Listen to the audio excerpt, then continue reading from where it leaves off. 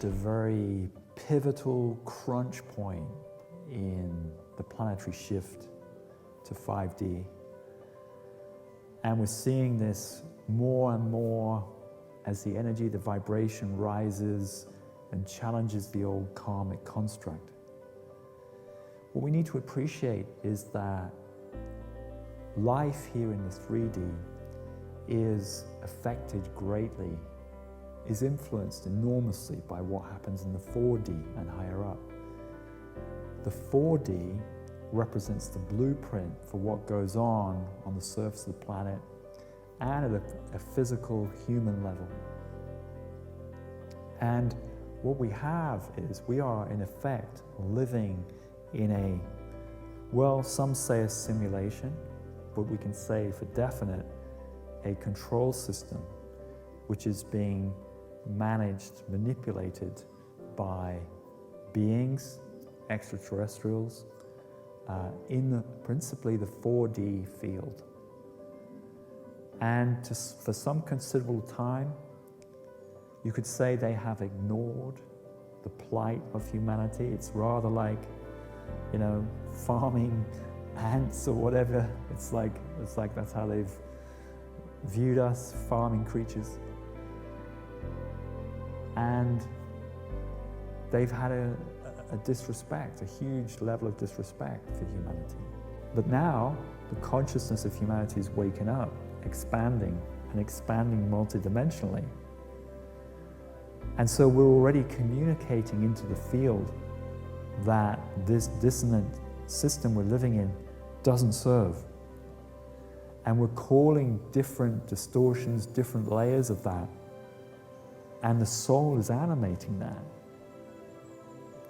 And so we're seeing a fragmentation of the field because we're seeing a breakdown in the coherency of these different groups. They have controlled, they seemingly had this blanket manipulation going on, but now more and more beings in the 3D are able to open into the dimensions and speak into those groups effectively and say, look, this can't continue, this won't continue.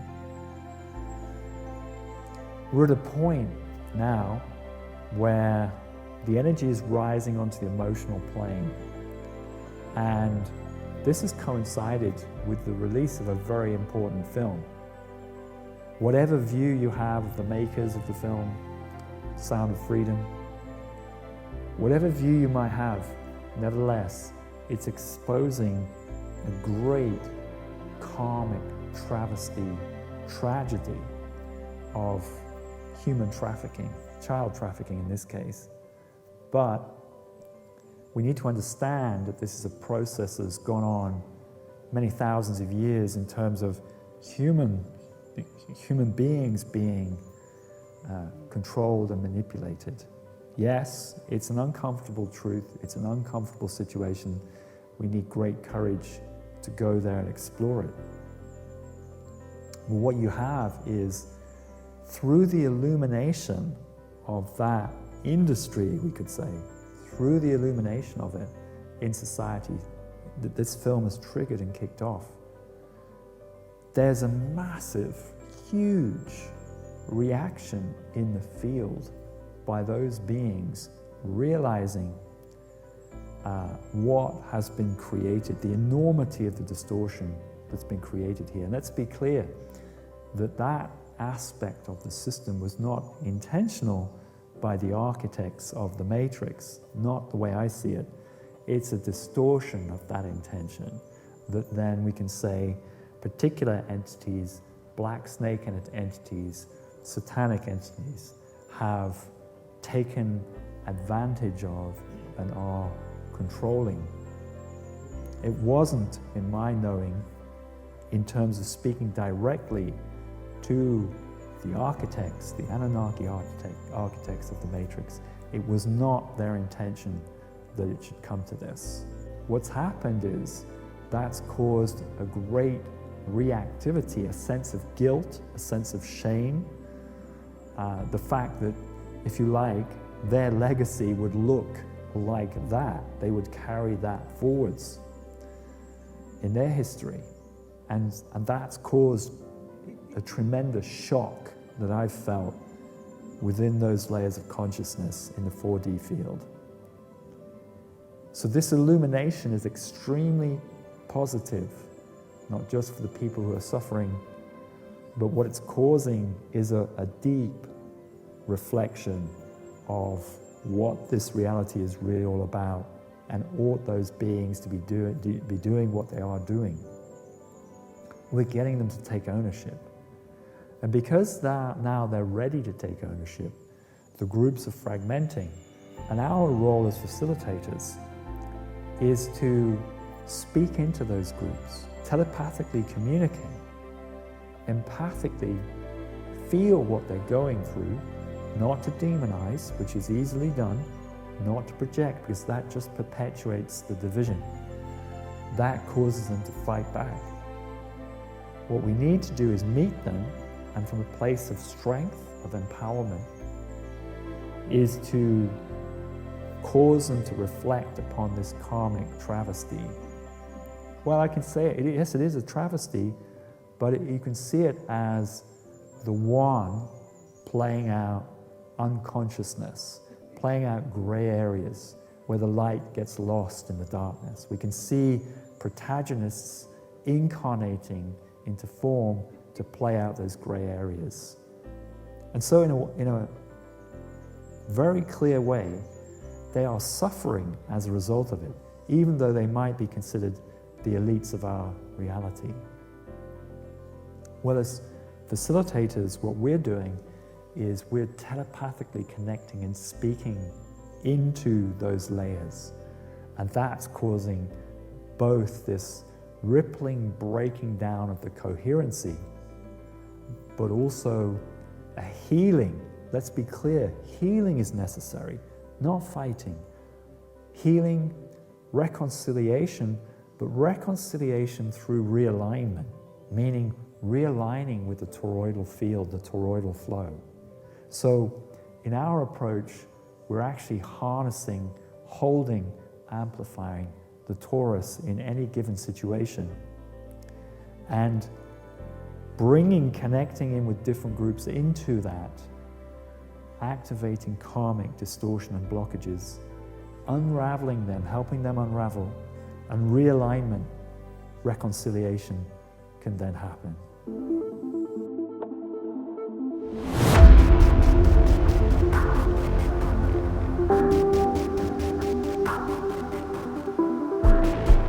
So, game face? Game face? Yeah, that's a serious game face. That is a game face. John the Warrior, game face. And your game face. Oh, wow, that's a hawker game face. Alan? Come on! That's a jumping jack flash game face. Yeah, there you go. Tilly, game face? Ready! Kev? Okay, that looks like something else. You sure you don't need to use the bathroom? Thomas is That's going usually my trouble. Mia, game face. Whoa! Man, I'm building, man. I'm revved. Thomas, into the camera. Well, I'm always looking like that. I'm intrigued in an Andromedan game face. And yours open. Mine. Okay, show mine. Okay.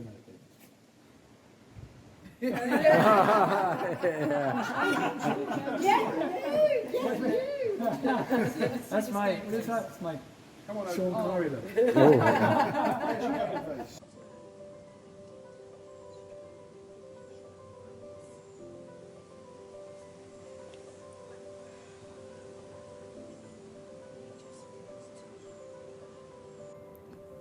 What we need to understand is the systemic nature of how the human being is being controlled by an extraterrestrial intervention.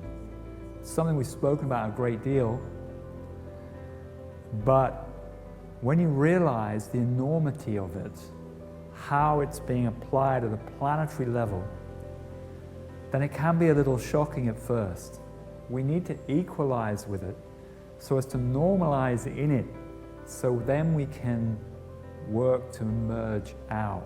And the processes we need to undergo in order to fulfill that. So for example, stripping out implants and entities. This is massive, it's rife. As uncomfortable as it may seem, and is, nevertheless, it's happening on a wide scale.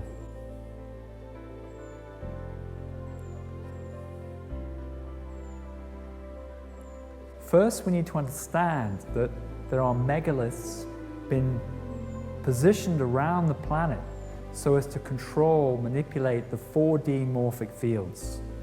The biggest of them all being the moon. Yes, it's synthetic. The evidence points to it, the perfect orbit, the perfect spherical nature of it that blocks out the sun at an eclipse. The electromagnetic coupling with the sun, the geometry and the distancing. So for example, the sun is 108 times its diameter from the Earth. The moon is 108 times its diameter from the Earth. The fact that the craters are all the same or similar depth, but all varying sizes. The different synthesized metals that appear on the surface, including nuclear waste material. The fact that its size is a quarter of that of the Earth, and yet it's only 1.2% of its weight, meaning it's hollow, and that it's been hollowed out from the inside. The evidence is there, and I encourage all to explore. And we, in this group, the Openhand group, have connected to the architects of that and explored with them what its purpose and intent is. And it's no less than the suppression of the human emotional, physical, energetic state, so as to maintain a hybrid genetic configuration. When this had been originally applied in the early stages of Atlantis, it kept emerging out. The natural toroidal flow of life, the flower of life, kept emerging out. The DNA kept realigning. And so they commandeered, they appropriated this passing asteroid, yes, hollowed it out, and then coupled it electromagnetically with the sun to project energy upon the Earth.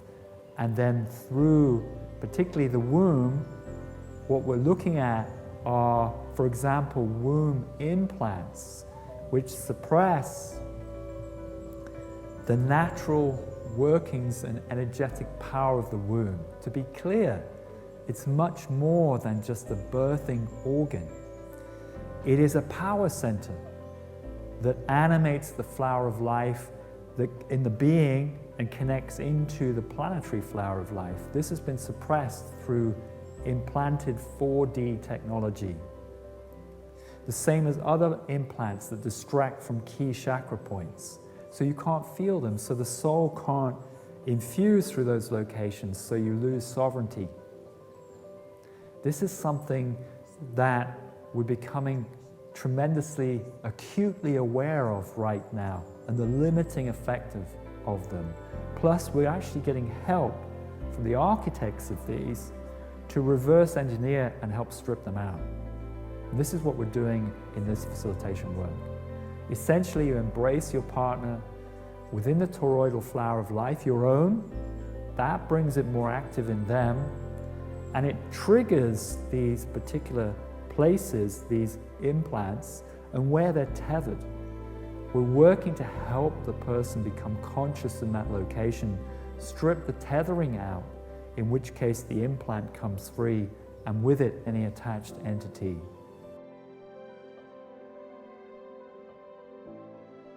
This is a massive, a massive subject that we're working with, and I wouldn't wish to lighten the gravity of it, but at some point when you do equalize with it, well, you just have to marvel that it's taken place on this scale, and realize that there was a reason for it, those who created it, those who engineered it, that they are seeing their mistaken ways, they are taking ownership and helping remove them. This is something now that needs to happen at a planetary level, and certainly in this work, that's something we're resonating through the field, which can be picked up through the field, but people are now learning how to undertake that. And it's a humongous healing, realigning, integration process, not just for humanity, but those who have engineered this and must now regress through those karmic challenges and let them go.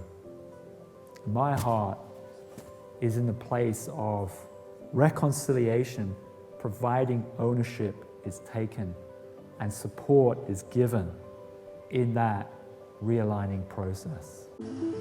Gaia's Kundalini energy is rising up onto the plane of emotions, and we're seeing this rife through society now, which is a good thing, and yet it also must be integrated emotionally.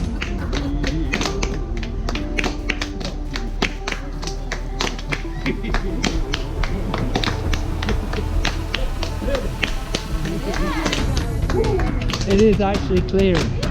It is actually clearing. What we've had good fortune with, working with the higher dimensionals, is connecting into these ancient architects of, for example, the moon, and considering together how best you reverse engineer this. You can't just switch it off. You can't just switch off the impact of it, because that would be felt very explosively at a planetary level, where many of the systems are interwoven with that consciousness.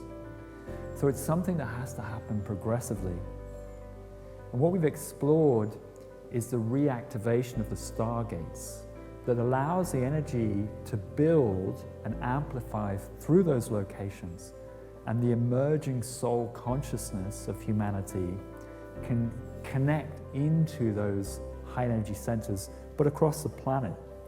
So essentially you get a dual or two-speed reality. You get a higher paradigm and a lower one interconnected, which then honors both. It honors the intervention, realigning, and those of humanity who aren't yet ready to come with a shift, but at the same time it honors those who are unfolding into this new consciousness. So the impact of the moon is being steadily, progressively reverse engineered, leading into the culmination of the shift. And that's a very, very positive unleashing of the brakes on consciousness, a steadying but emergence of the new configuration in a new paradigm.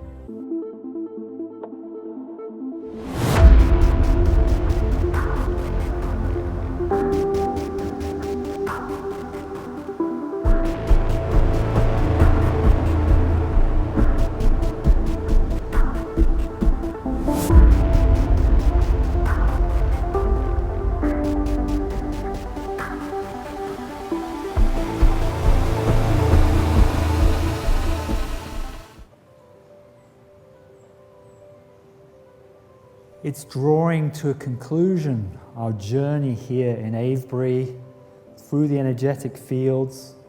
We've been connecting into the different star being groups, and especially working with healing, the healing of those who have instigated the matrix here. That's crucial. It's not about castigating, demonizing, polarizing, but connecting with and empathizing, not from a place of weakness, but from a place of compassionate empathy, but clear commitment and a movement toward realignment. And what we've just experienced out on the ground, we came across a crop circle, which spoke into this healing dynamic amongst these two factions, these two principal factions of the Anunnaki. The evolved Anu under Enki, and the Earth Anunnaki, the old Anunnaki under Enlil. And we brought them together. Enki was always going to be the bridge to connect them together, bring them back together. We brought them together, and okay, it was a difficult process. There was betrayal to overcome. There was, resentment is a light way of putting it, because according to the Anunnaki under Enlil, they felt betrayed as the Anu under Enki had started to unravel the intervention here. But that enmity was overcome, was integrated through a process of regression, and this was superbly depicted through the crop circle, which was clearly an Anunnaki crop circle showing how they were prepared to come together once more and acknowledging the pain. You know, it's not a pleasant, jolly, uplifting crop circle as such. Acknowledging the pain, the blood, that's been spilled. And it spoke into the hybridization of humanity, the splicing of the second and third chromosome, for example, that sealed in the hybridization.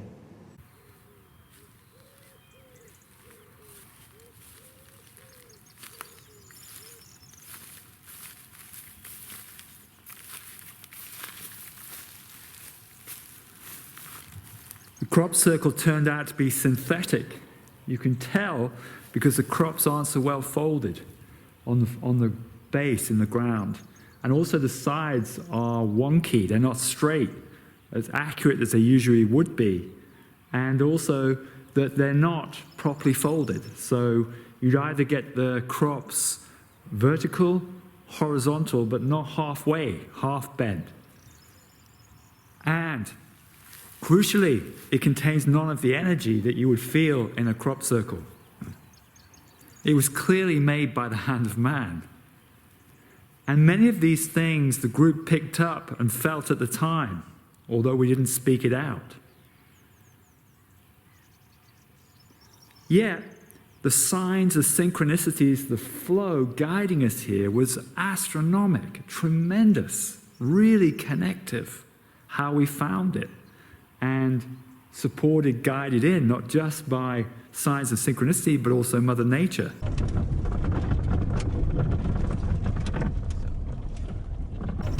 The Andrasta hair, so we call it, guided us in and guided us out.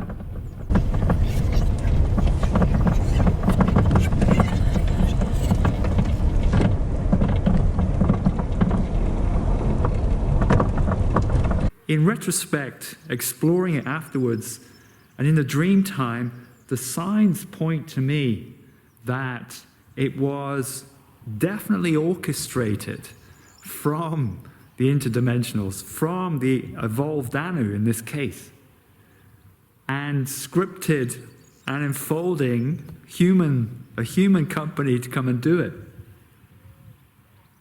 Not that they were aware of it, but that they were influenced by it.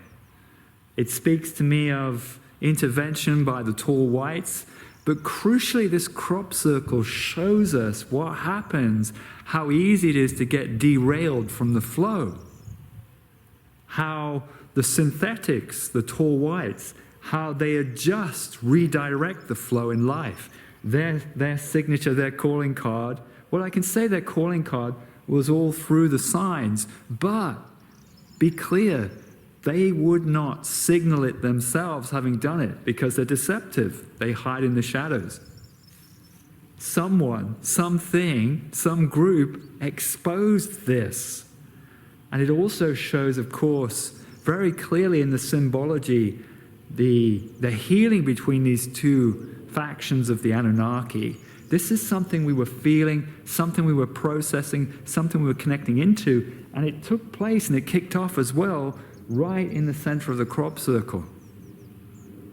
So much to learn from this, much to learn about following the flow, grounding the flow, being clear that the signs click in and it's felt right down through the being, that the being, the lower aspect, the lower self, is purified on the physical, the emotional, the mental planes.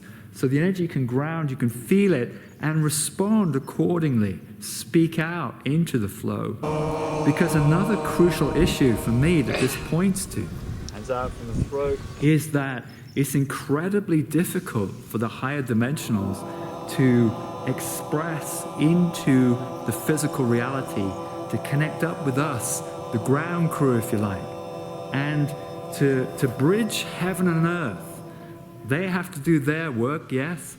We have to do ours. We have to purify. We have to reach up. We have to question and challenge, yes, but not become procrastinating, hesitant, dithering either. So it's a fast flow that wants to integrate, but that must be tested in relation to what we see and experience on the ground.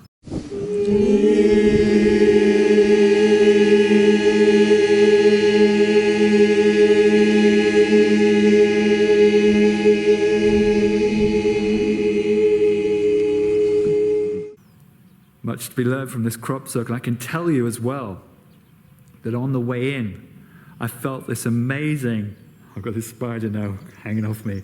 I felt this amazing Anu connection. It was so moving, it moved me to tears about the sense of disconnect from the divine, the sense of loss, grief, trauma, and coming back to the fold. Coming back to the fold. So, to me, this has been a monumental illumination, a monumental revelation in many ways about the flow itself, how it's gotten derailed here on the planet and in humanity. But also that healing is now happening, healing is taking place. It fills me with tremendous hope and optimism for the future. I very much welcome this healing that's taking place, this reintegration of the fallen angels.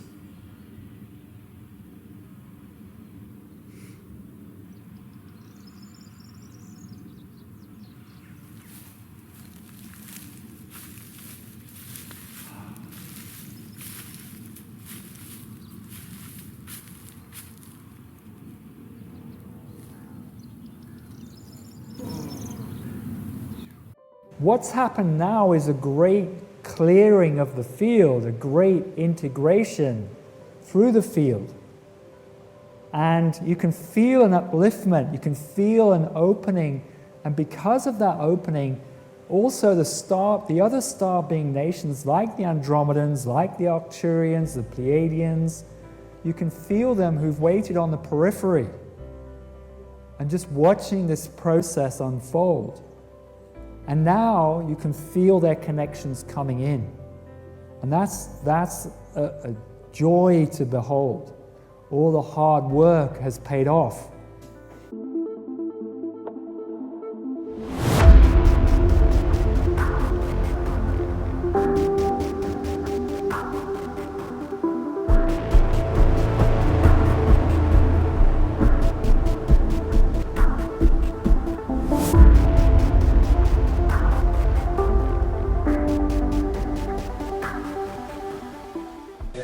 There might be something missing. Well, I've gotten so used to something that makes me sleep. After lunch, I feel like I'm looking for it. There's something missing. I might have said, do you want to smoke? Well, I think there's something over there. Let's get Take a something look. over there. Right. Let's take a look. Let's have a look. Are we getting up?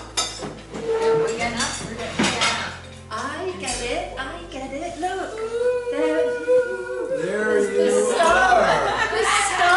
The you star beings are speaking to us in a way that's easy for humans like me. They're sending cake circles. Yay! What messages do you see in that one, ladies? Well, I see expanded waistbands. Round table. Round table.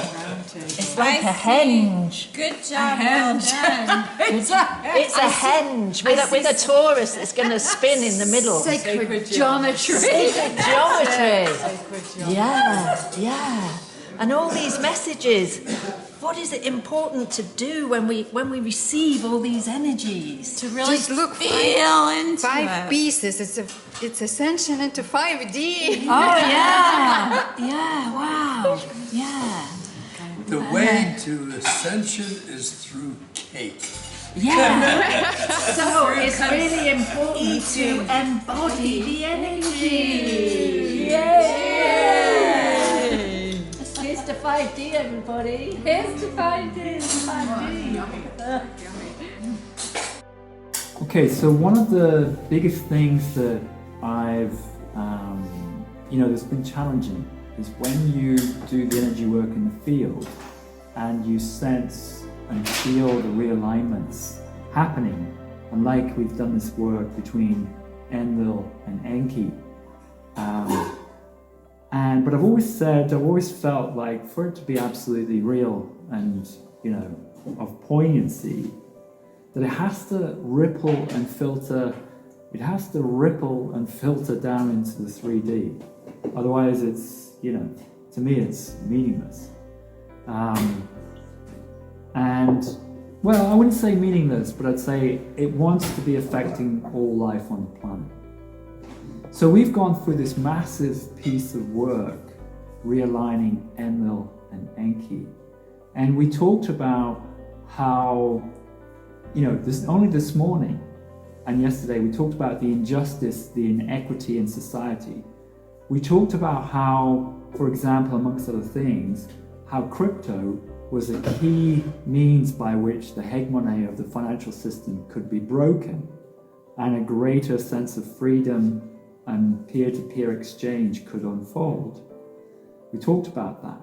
One of the biggest things, if you've not been following the crypto space, that's happened in the last 2 years is the effect or the imposition of the SEC, the Securities and Exchange Commission, upon the crypto industry. It's a part of Biden's approach, and I think also the Chinese intervention, the approach of the choke point that they've talked about on the crypto industry, and it's really hammered it, and it's hammered private investors' confidence. It's hammered the whole ethos and approach to crypto. And so one of the things I've been communicating, I've spoken about it in this arena, is the importance of what I thought was the Ripple XRP case, and how the SEC have tried to rule that it is a security rather than a commodity, rather than a pure crypto. And so I've seen this as a pivotal case within, the crypto arena, but not just in the crypto arena. It's within the bedrock of the financial system, which is the bedrock of society. To me, it's that pivotal and that important and hugely synchronistic that the company is called Ripple, in my view, because it has the effect to ripple through the whole space. Well, in the time we were out and got back, it's just been announced that the case has been won. And that the judge, Taurus, has declared Ripple, has declared XRP is a commodity, not a security. That's ramped its price 25% in the last 2 hours. Okay? And that's having a big impact on other cryptos that the SEC have declared are securities. I don't necessarily believe it's not all over. Possibly these securities, the SEC will appeal. Possibly they will. But it's a massive win because it's taken so long to come to this decision. And you can clearly feel that there's been a lot of influence through the back door to try to, for the SEC to win this case, because what they're doing is trying to introduce their own central bank digital currencies and cross-border payment systems, which is what Ripple does. In the wake of the work that we've done, to me, just speaks tremendous volumes. I'm just getting such a rush right It's, now. Yeah, it's me Physical Yeah. rush when you said that, because, you know, they did mention crypto yesterday. Yeah, Right. I remember They that. mentioned They did, and I was feeling, well, what do you mean? You know, Yeah. nothing's happened. Yeah. Not much. Well, they're not exactly gloating, No. but they're like, Yeah. come on. Yeah. Well, you know, if you remember, I don't know, was it this time last year?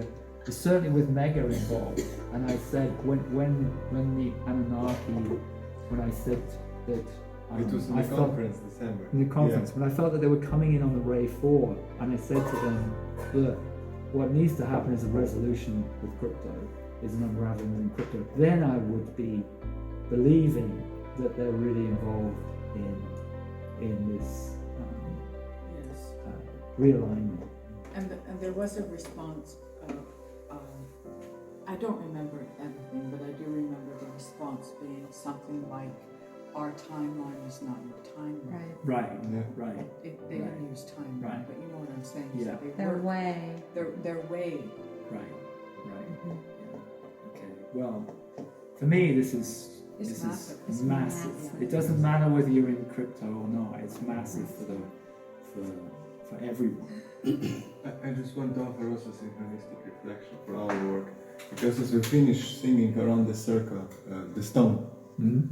and then as I connected and I asked what have we done and what we need to do, and I was shown there were 3 coins inside. One was 50 cent euro and 2 were Oh. like pennies, Elizabeth, and I was strongly guided to take it out, and the message was like, we're taking the old financial system out. Oh my! And that came after the That's extraordinary. yeah, Yeah. ceremony. It's huge. Yeah. It's huge. I don't know. I just want to. You know, Thank Yeah. just for the feel, you know? Just for the feel. And for those participating in it.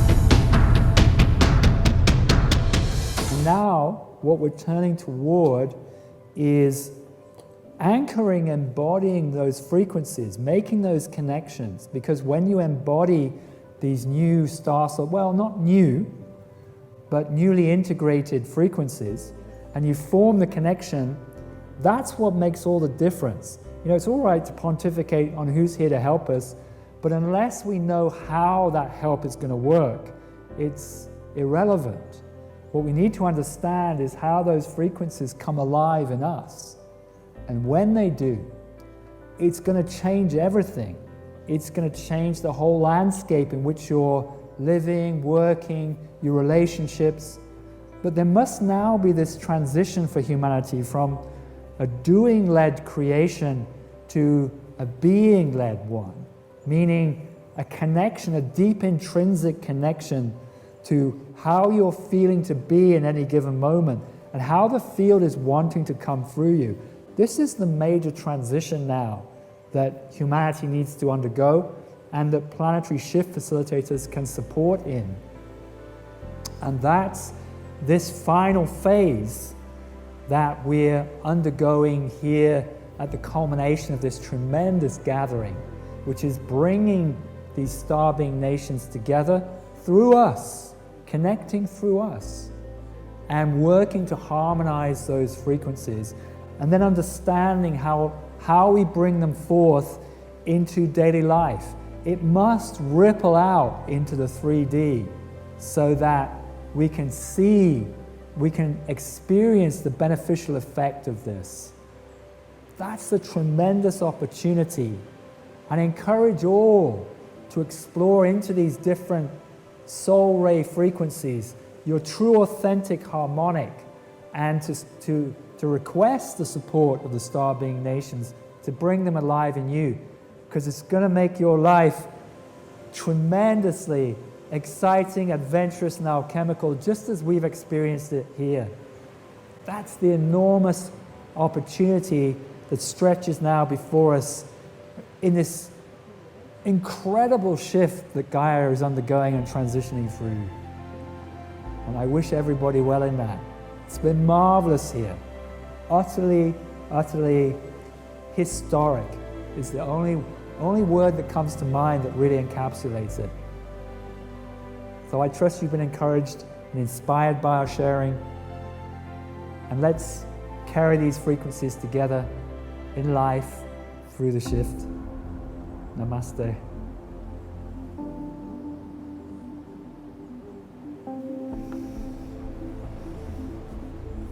Awesome work, everybody. Totally awesome. Amazing. Just amazing what together we're all capable of. The Rainbow Tribe, when those frequencies come alive in us, right? Just incredible. Remember this, carry this with you long after this event.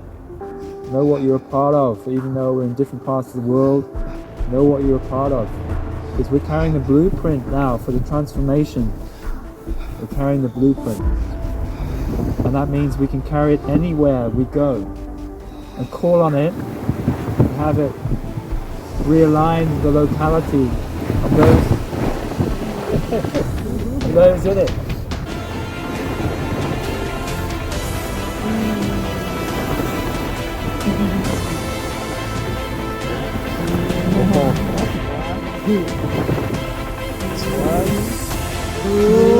And here we go!